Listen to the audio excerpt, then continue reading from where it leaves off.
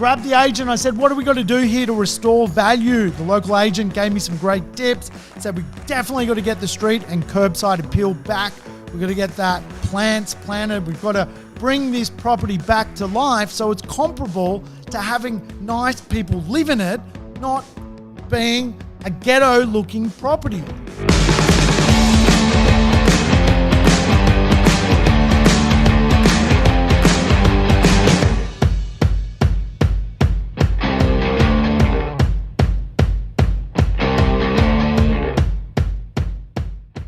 Welcome to the Urban Property Investor, the podcast dedicated to helping you crack the code of real estate wealth. Sam Saggers here, and last week we spoke about how to keep your wealth during crazy times like COVID. And today I want to resume the conversation on avoiding the tough times that so many investors are being sucked into right now. I'm going to talk to you about rents and how property investors are maintaining and even increasing their rents during COVID. And maybe even more importantly, how your property manager may be holding you back from thousands of dollars in rental income. So let's move on to the whole triad. Holding real estate has a triad, and there's three parts of the puzzle. First part is the tenant, which we just talked about. Second part of that puzzle is the holding triad itself. The holding triad is the fundamentals of the workmanship of holding real estate. Being a good borrower, being a good landlord, understanding what it takes to succeed through hold concepts. So to be a good landlord, to be a good borrower of real estate, you need to understand strategy. Strategy is really important. If you don't know how long you need to hold the real estate for, what your ultimate end game is, what the mathematical equation is on how much real estate you should buy to then go and hold, then you need to have a talk with a strategist, right? You need to reach out to people. Analyzing real estate is great. And when you analyze real estate, you also need to analyze, is it suitable as a long-term property? A lot of people fall for this one when they're building wealth. They analyze a short-term property, but expect a long-term result. They analyze something which they can make a bit of money on in a weird little neighborhood, in a weird country town, and they make some money out of it, but then they've got to go and hold it for 20 years. And then they have this discussion in their mind. Well, I've made a little bit of money and I bought the asset, but now what happens? What's going on? What do I do now? It's been 5 years and the property hasn't gone up. The rents haven't gone up.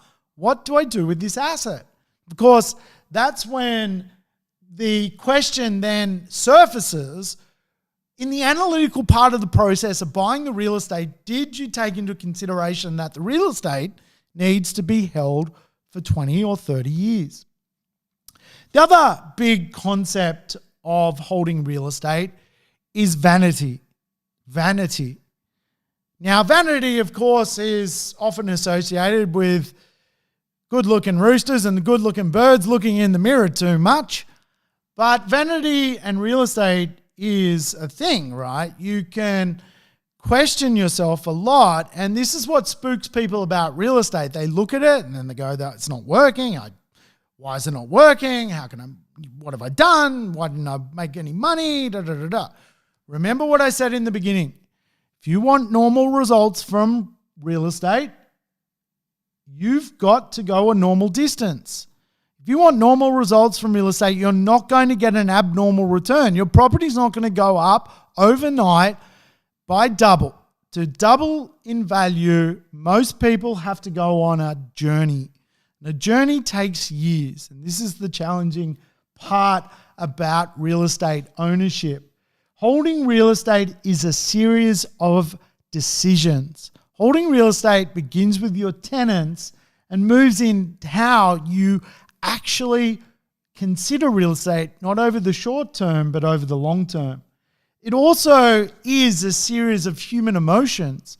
where you have to check yourself so you're not going bonkers holding the property, just wishing for wealth. You have to hold for wealth, which is a big, big, big process. And of course, a lot of people get their numbers wrong in the beginning. So then when it comes to holding wealth, they run out of steam. Numbers are things like your cash flow, your rent, your outgoings, your taxes, your future taxes, your associated costs. And many people buy a property, and sometimes it's an older property. Of course, older properties break down more, so people don't factor the cost of the breakdown of the older property. They create a cost structure as if the property was brand new, but the property is actually 45 years old. And then all of a sudden, the bills and the maintenance and the levies and the council fees all start to rock in. I guarantee you right now, we're in the middle of coronavirus, someone is getting a bill today from a property investment that they are going, oh my God, can I keep going holding this property? I'm not making money, but I've just got a $2,000 plumbing bill for a property investment. Now, all of a sudden, you start to have these irrational conversations with yourself that you cannot go the distance.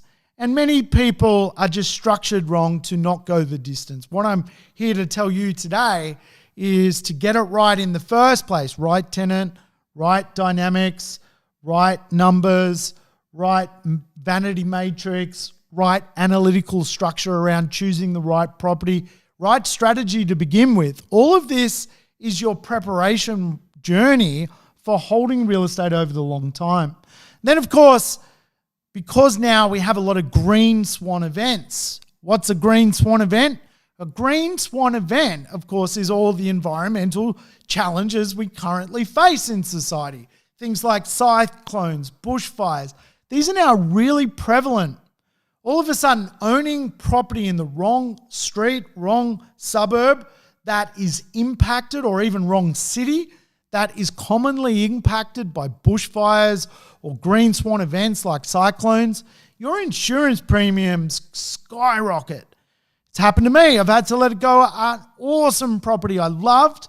I couldn't hold it. I wanted to hold it. I got 8 years. 8 years out of her. And I had to let it go. I couldn't get to 20. I couldn't get to 30. And the reason I had to let that property go, it was cyclone prone. The insurances skyrocketed. Great investment, great location by virtue of beauty, but not great location by virtue of insurance premiums.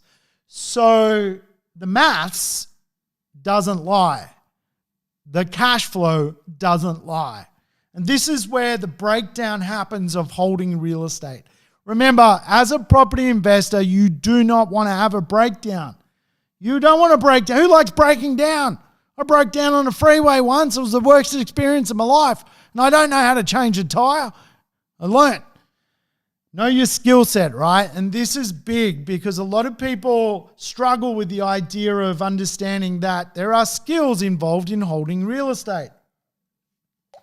Property management skills, strategic skills, mortgage skills. All of this associates to holding real estate. And of course, there are factors that also influence your rental return. Now, why I harp on about rental returns is rents cover your debt. And if you've got the right amount of rent, you can cover your debt, you can cover your expenses, and you can put money in a buffer for when you have a problem with your property, or if you've got the right amount of rent, you can even save to upgrade or renovate your property later. So rents are the great equalizer of real estate, and good rents equals longevity. Longevity equals wealth. Think about that, right? Real estate, the longevity of it is designed around your rental return. If your rental return is superior, the longer you can hold the real estate, the more wealthy you're going to become. That is the principle of what we're talking about here. So what factors actually influence rents? Well, of course, I've talked about tenants, and I'm not going to harp on about tenants anymore, but the first one is location, right? Location. It's so important when we analyze location, just like I talked about. I had a really good location, I had a bad insurance location. Location is a few fundamentals, but if you can generally find a really popular place, it's going to rent well. Because it's popular, it's going to get rental increases. And because you're going to get rental increases, you're going to live off more cash flow, hold real estate longer. Second component is livability. Livability, something I talk about a lot. I think I've talked about it in past episodes. Don't want to harp on about it in this episode because I'm a bit of a livability fan. But the livability dynamic is obviously a neighborhood which offers a lot, and so people live there. Short-term shocks do affect your rental market, and we're going through a short-term shock right now. We've got coronavirus, a pandemic spreading across the globe. It's causing financial catastrophe across the globe. Many pockets of our cities are now getting trampled by corona, and that is causing a downward pressure on rental returns. But I tell you what I am seeing is the properties that I have in livable and really good locations are not going down in rent whatsoever. So short-term shocks are a thing which will impact your holding strategy. Downturns do occur. Every 10 years there is a downturn. So you have to learn to live with downturns if you're going to be a successful holder of real estate. Remember this phrase: after contraction comes expansion. After expansion comes contraction. That's how real estate works. People love convenience. Tenants love convenience. So you want to have a property which is connected to this idea of being mobile and convenient and have really good proximity. And I tell you what, interest rates also affect the rental market or your rental return. Interest rates, things like if they're going up, you can generally put the rents up on property. If they're going down though, you also have deflation occurring. And that means rents also generally go down. A lot of people often misunderstand the mathematical equation of real estate.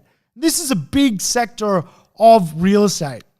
If it costs you less to borrow money, but you're getting a little bit less in rent, then paying more for money, but just getting a little bit more in rent, you're going to be better off paying less for money and actually getting less rent. So all of a sudden, the idea that you might have bought a property, for example, 6 years ago on a cash rate of 3%, borrowing money at 7%, renting a property for 5.5%. Today, the cash rate is 0.25%. You're borrowing money at 3%, but instead of your rent being 5.5%, it's now 5%. Do you see the difference? You're paying less for money. Your cash flow position is stronger. The ability for you to hold real estate longer is there. It's in the numbers, which is awesome.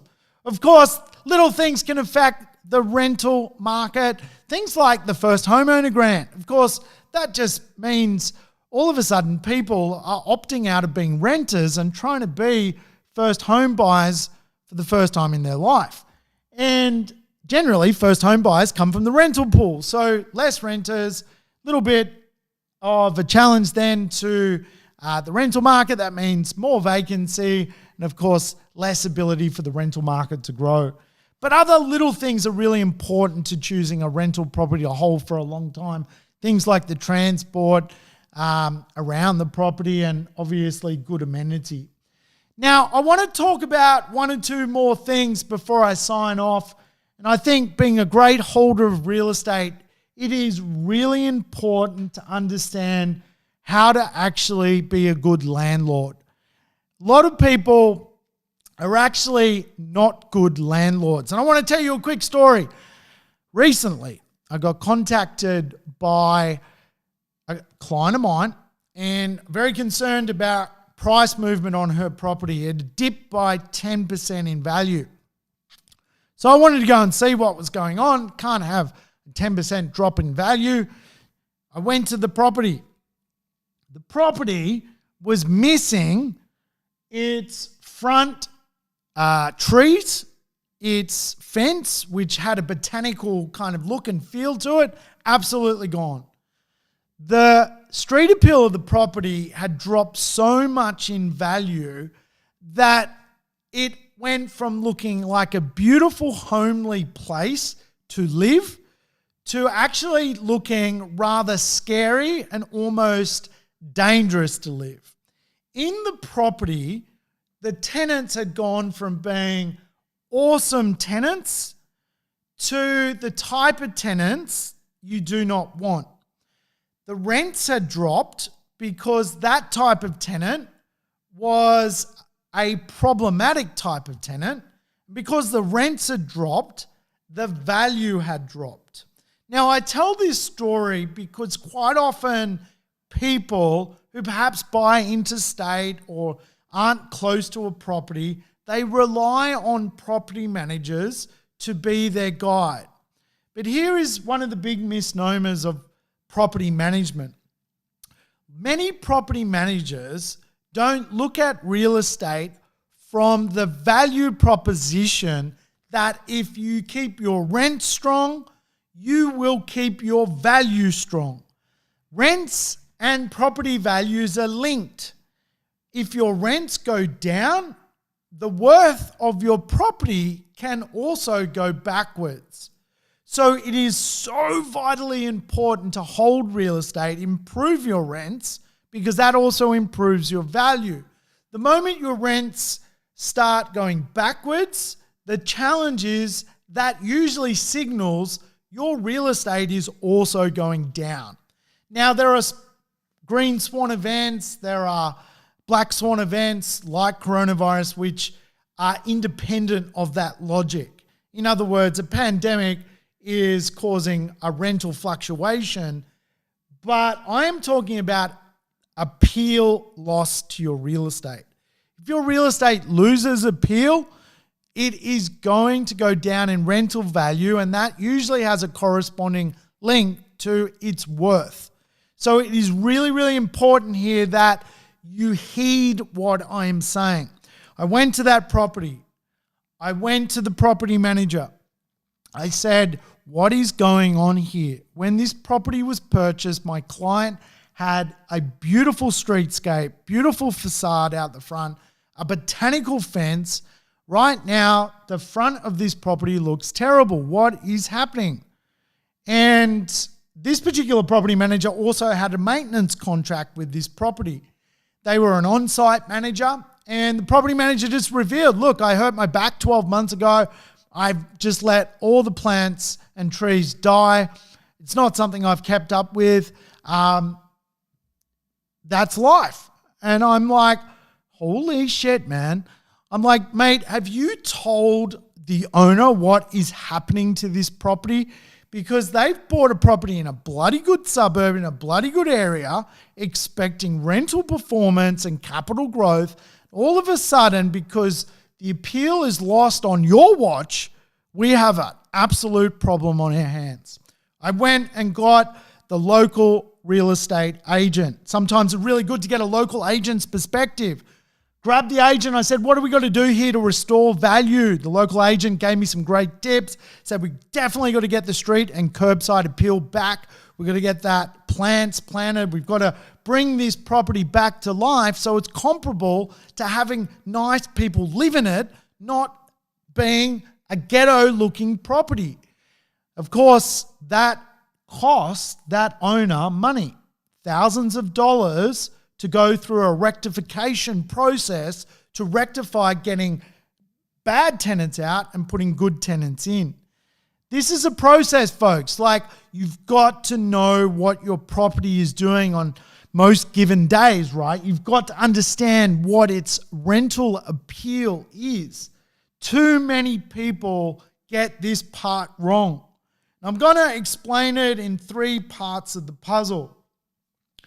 There are three types of property manager.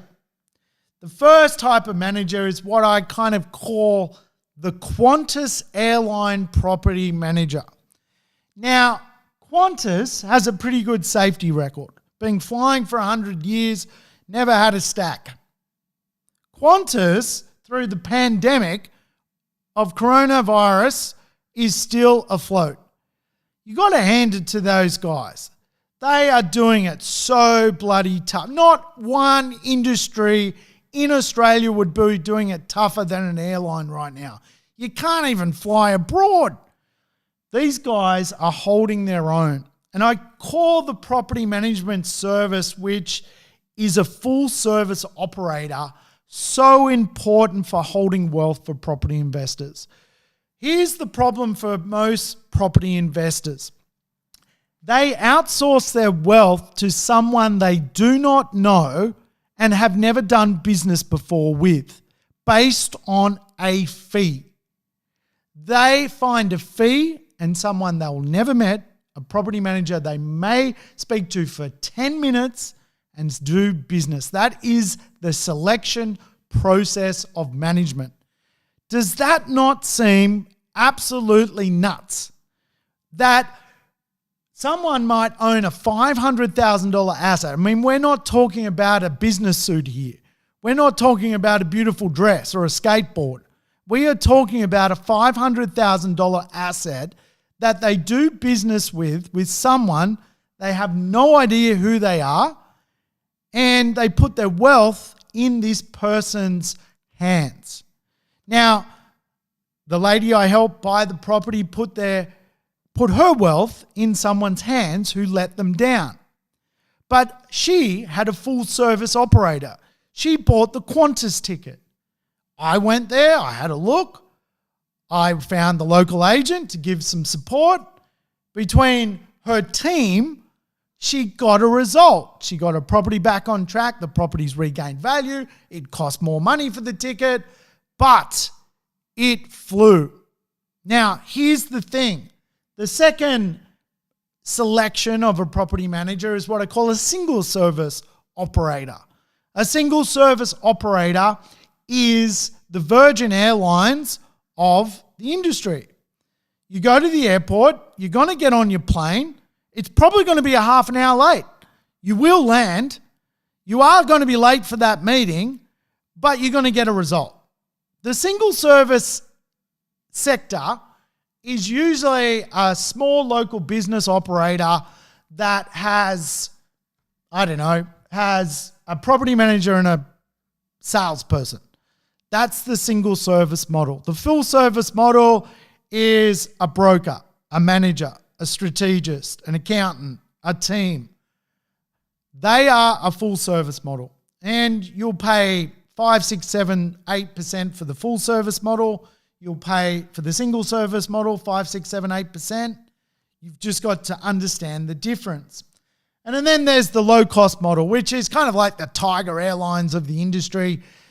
You'll get to the airport, you'll have to wait 2 hours to check your bag in, and you'll eventually take off, but you're probably going to be stuck on the tarmac for a good 3 hours for some reason unknown to anyone because the fleet isn't big enough.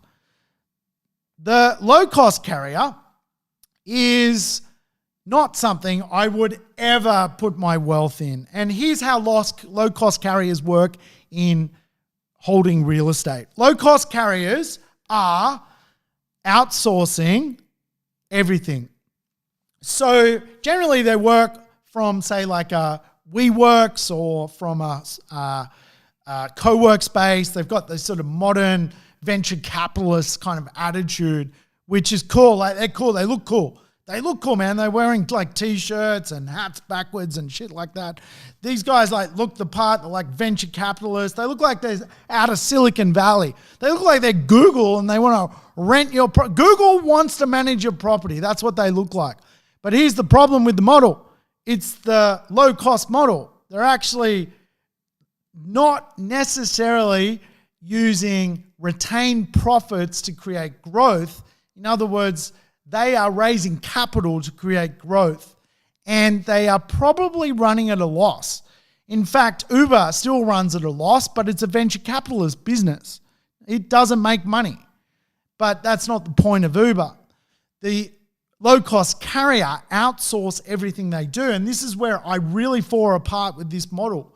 I fall apart with that model because at the end of the day, you want someone who knows that the trees are missing from the front facade, not someone who is air-tasked to go and see your property and do a maintenance report.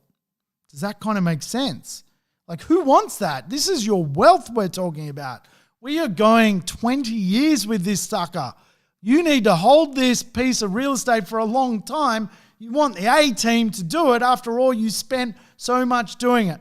So for $10 a month, people cheat themselves out of such a big opportunity to create wealth. They outsource it to the wrong model, to the wrong people, to the wrong service, and that is one of the biggest problems with real estate. Really, one of the things that has inspired me to talk about holding real estate. Understanding that buying real estate's great. It's fun. We all love the idea of owning real estate and talking about building more wealth. I love it too, guys. I'm addicted to it. I love thinking about buying real estate. It's more fun than talking about holding real estate. But here's the thing, holding real estate is something which is going to help you in your retirement. The longer you hold real estate, the better off you're going to be. I genuinely want the best for you. Think about what I've said, some of the dynamics around the triad, holding triad. We've discussed the idea of holding real estate by virtue of a good tenant. We've discussed real estate today by virtue of a good landlord strategy, about understanding the difference around being a landlord, about understanding the difference about what it takes to own real estate. The idea that you do need to analyze the right property to hold. We've discussed what it means to avoid these big insurance premiums and so forth. So when we meet again, I'm going to teach you some more stuff. I'm going to go over how to master cash flow on holding real estate, how to make sure you're debt busting your debt and running over it with a steamroller. I'm going to give you so much context at our next podcast. But today I do want to leave you on a high. You want to absolutely hold real estate for a long term. You can do it. There are 3 parts of the puzzle. Today, we discussed 2 parts of the puzzle. The first part was the type of tenants you need. The second part is your holding strategy. Next time we meet, we will discuss the cash flow part of the whole triad so that you can go the distance holding real estate and crack the code of being a great property investor. Until we meet again, I'm Sam Saggers and I've enjoyed the episode. I hope you have too. I will catch you real soon. Thanks for tuning in to the Urban Property Investor. To never miss an episode, make sure you subscribe to the podcast on your favorite app or on YouTube. And I would love it if you could give the show a rating and share it with your friends and family. In between episodes, you can always keep in touch with me by connecting on social media over Facebook, Instagram, or LinkedIn. Until we meet again on the next episode of the Urban Property Investor, take care and bye for now.